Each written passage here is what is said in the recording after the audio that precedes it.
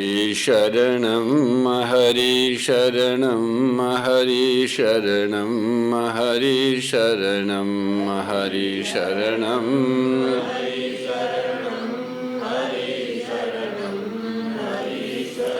हरि शरणं हरि शरणं हरि शरणं हरि शरणं हरि शरणं हरि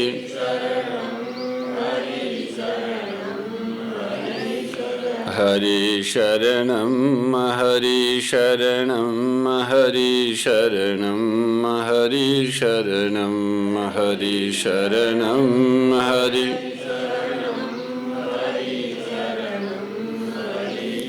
गोपाल कृष्ण लाल की आदि शक्ति श्री सुरभि गो माता की जय। सद्गुरु दत्तात्रेय देव की जय। गीता माता की जय।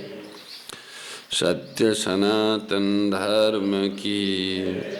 हे मेरे नाथ, आप अपनी सुधामयी सर्वसमृत पतित पावनी अहेतु की कृपा से दुखी प्राणियों के हृदय में त्याग का बल एवं सुखी प्राणियों के हृदय में गो सेवा का बल प्रदान करें, जिससे वे सुख दुख के बंधन से मुक्त हो आपके पवित्र प्रेम का आस्वादन कर कृतकृत्य हो जाएं। ओम आनंद, ओम परमानंद, ओम सच्चिदानंद। श्री परमात्मने नमः।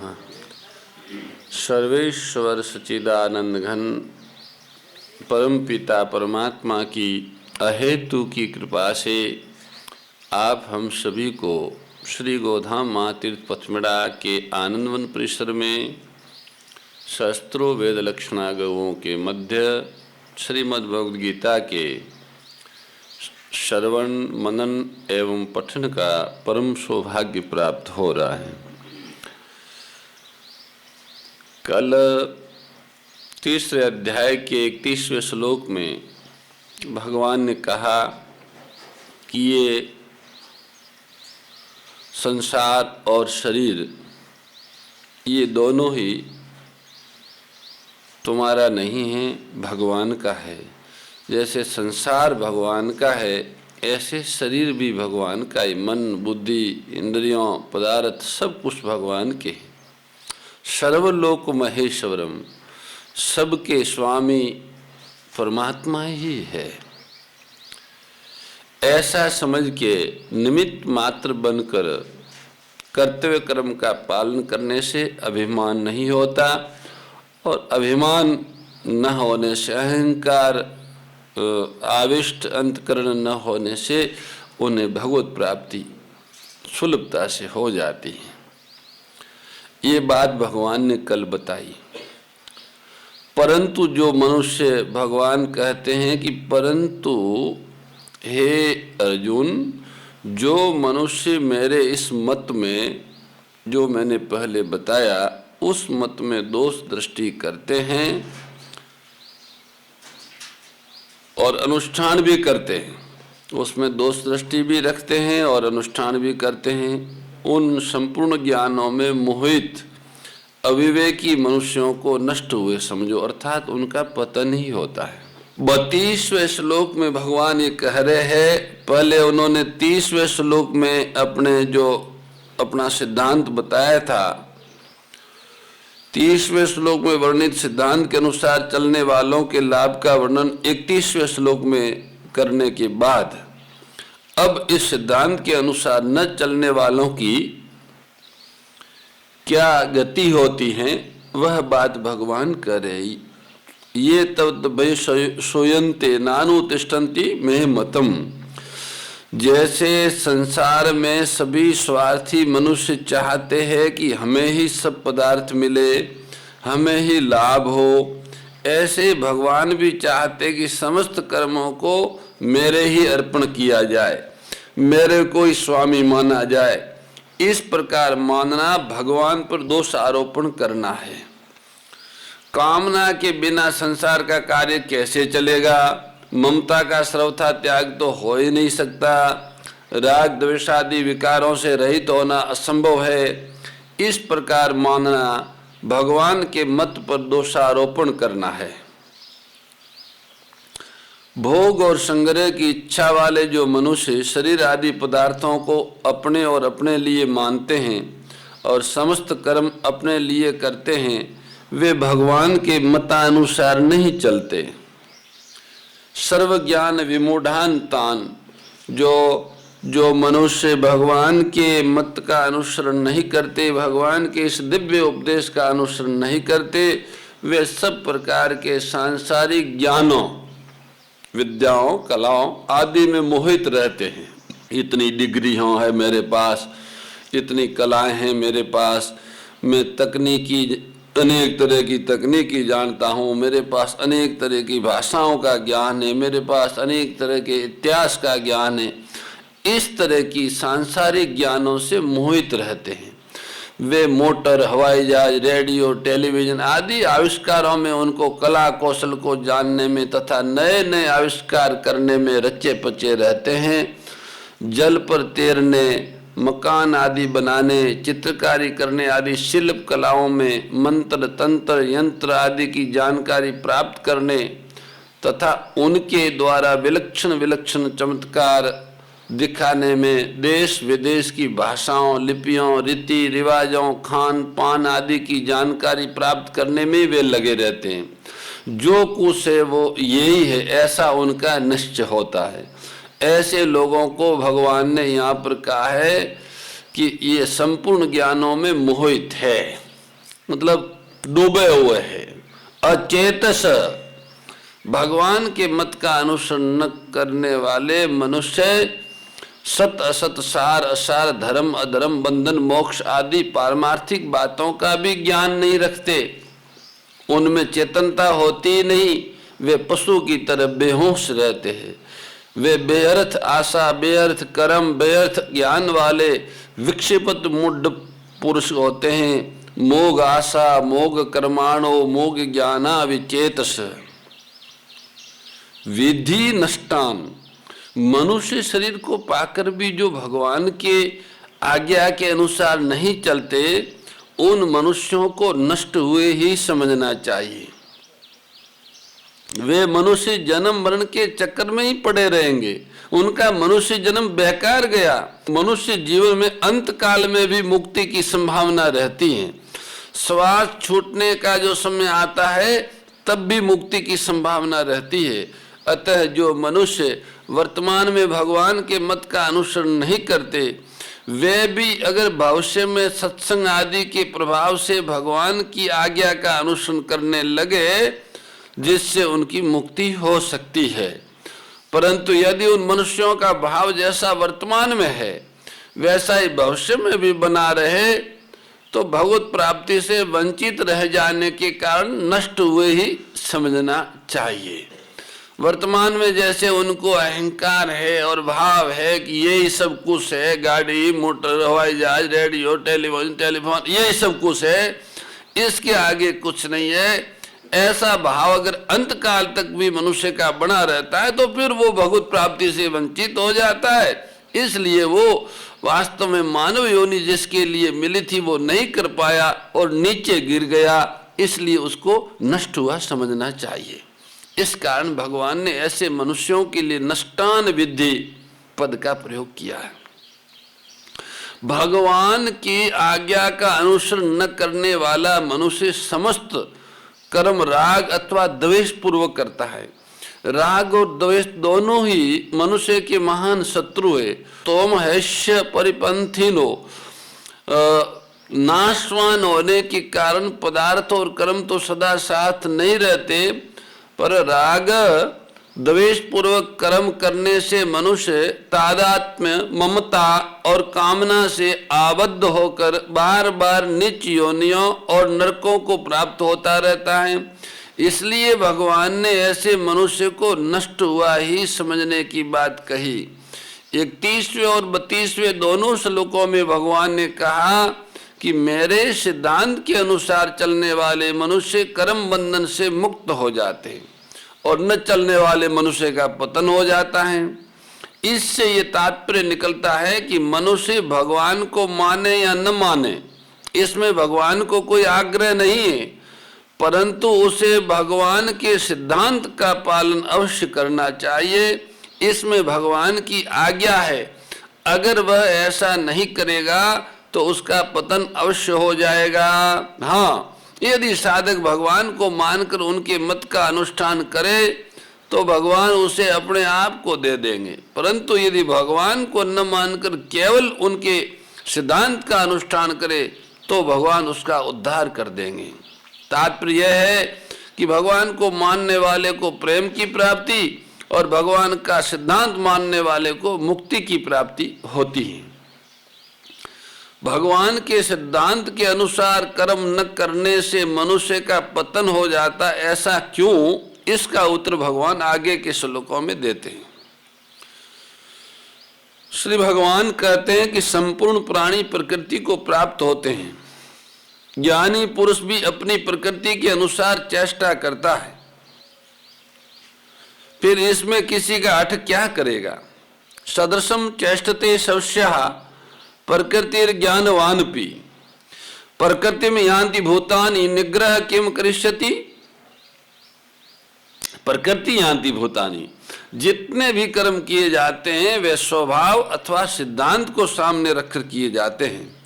सिद्धांत वह है जो शास्त्र और भगवान की आज्ञा के अनुसार हो, और शास्त्र और भगवान की आज्ञा के विपरीत सिद्धांत मान्य नहीं है। स्वभाव दो प्रकार का होता है, राग द्वेष रहित और राग द्वेष युक्त। जैसे रास्ते में चलते हुए कोई बोर्ड दिखाई दिया, बोर्ड, और उस पर लिखा हुआ पढ़ लिया, तो ये पढ़ना न तो राग द्वेष से हुआ और न किसी सिद्धांत से, अपितु राग द्वेष रहित स्वभाव से स्वतः हुआ। किसी मित्र का पत्र आने पर उसे राग पूर्वक पढ़ते हैं और शत्रु का पत्र आने पर उसे द्वेष पूर्वक पढ़ते हैं, तो ये पढ़ना राग द्वेष युक्त स्वभाव से हुआ। गीता, रामायण आदि सतशास्त्रों को पढ़ना सिद्धांत से पढ़ना हुआ।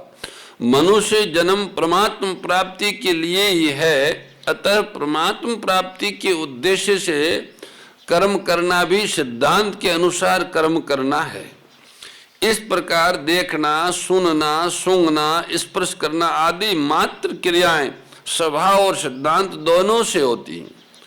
राग द्वेष रहित स्वभाव दोषी नहीं होता, प्रत्युत राग द्वेष युक्त स्वभाव दोषी होता है।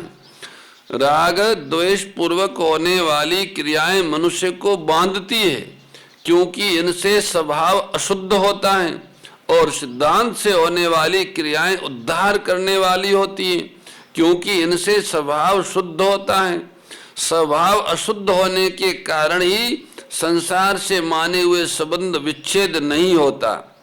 स्वभाव शुद्ध होने से संसार से माने हुए संबंध का सुगमता पूर्वक विच्छेद हो जाता है।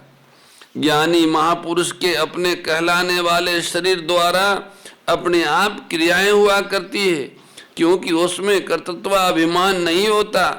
परमात्म प्राप्ति चाहने वाले साधकों की क्रियाएं सिद्धांत के अनुसार होती हैं। जैसे लोभी पुरुष सदा सावधान रहता है कि कहीं कोई घाटा न लग जाए, ऐसे ही साधक निरंतर सावधान रहता है कि कहीं कोई क्रिया राग द्वेष पूर्वक न हो जाए। ऐसी सावधानी होने पर साधक का स्वभाव अति शीघ्र शुद्ध हो जाता है और परिणाम स्वरूप वह कर्म बंधन से मुक्त हो जाता है। यद्यपि क्रिया मात्र स्वाभाविक की प्रकृति के द्वारा होती हैं, तथापि अज्ञानी पुरुष क्रियाओं के साथ अपना संबंध मानकर अपने को उन क्रियाओं का कर्ता मान लेता है। पदार्थों और क्रियाओं से अपना संबंध मानने के कारण ही राग द्वेष उत्पन्न होते हैं, जिनसे जन्म मरण रूप बंधन होता है। परंतु प्रकृति से संबंध न मानने वाला साधक अपने को सदा अकर्ता ही देखता है। स्वभाव में मुख्य दोष प्राकृत पदार्थों का राग ही है। उनकी तरफ जो खिंचाव है, उनकी तरफ जो आकर्षण है, उसमें जो मिठापन है, वही दोष है। जब तक स्वभाव में ये राग रहता है तभी तक अशुद्ध कर्म होते हैं। अतः साधक के लिए राग बंधन का मुख्य कारण है। राग माने हुए अहम में होता है और मन बुद्धि इंद्रियों एवं इंद्रियों के विषय में दिखाई देता है। अहम दो प्रकार का है। चेतन द्वारा जड़ के साथ माने हुए संबंध से होने वाला तादात्म्य रूप अहम। मैं शरीर हूं, अमुक जाति वर्ण आश्रम का हूं, ऐसी जो मान्यता है, ये एक प्रकार का अहम है। दूसरी प्रकार का अहम है जड़ प्रकृति धातु रूप महाभूतानि अहंकारो। उसमें पृथ्वी जल अग्नि वायु आकाश मन बुद्धि अहंकारी अपरा प्रकृति का अंश, ये धातु रूप अहम है। जड़ प्रकृति के धातु रूप अहम में कोई दोष नहीं है, क्योंकि ये अहम तो मन बुद्धि इंद्रियों आदि की तरह एक करणी है। इसलिए संपूर्ण दोष माने हुए अहम में है। जो पहले वाला मैं शरीर हूं, जाति वर्ण फलाना का हूं, उसी में ये दोष है। मैं शरीर हूं, इसी में सब दोष है। ज्ञानी महापुरुष में ये मैं शरीर हूं ऐसा तादात्म्य रूप अहम का सर्वथा अभाव हो जाता है। जय भगवत गीते हो मैया, जय भगवत गीते। हरिय कमल विहारिणी प्रभु हिय कमल विहारिणी सुंदर सुपुनीते। ओम जय भगवत गीते। कर्म सुमर्म प्रकाशिनी कामा शक्ति हरा। ओ मैया कामा शक्ति हरा। तत्व ज्ञान विकासिनी, तत्व ज्ञान विकासिनी विद्या ब्रह्म परा। ओम जय भगवत गीते। परम श्रद्धेय गौरीशी स्वामी श्री दत्त शरणानंद जी महाराज की प्रेरणा व मार्गदर्शन में विश्व के सबसे बड़े गौ सेवा संस्थान श्री गोधाम महातीर्थ पथमेड़ा द्वारा संरक्षित लाखों बीमार विकलांग वृद्ध एवं अशक्त गोवंश वेद लक्षणा गोमाता की सेवा के साथ साथ भारतीय गोवंश का संरक्षण, संपोषण, संवर्धन एवं उनसे प्राप्त पंचगव्यों का परिष्करण व विनियोग करना, घर घर गोपालन, गो अभ्यारण्य, घास चारा उत्पादन हेतु गोचर भूमि का विकास, गोपालन लोक संस्कृति के पुनर्जागरण हेतु वेद लक्षणा गो महिमा का प्रचार प्रसार करना तथा गोपालक किसानों के स्वावलंबन हेतु गो कृषि अन्न एवं गो दुग्धान का गुणवत्ता युक्त बाजार तैयार करना श्री गोधाम महातीर्थ का पावन उद्देश्य है। आप सभी दानदाता श्री गोधाम महातीर्थ पथमेड़ा द्वारा संचालित गो सेवा महाअभियान में बढ़ चढ़कर सहयोग कर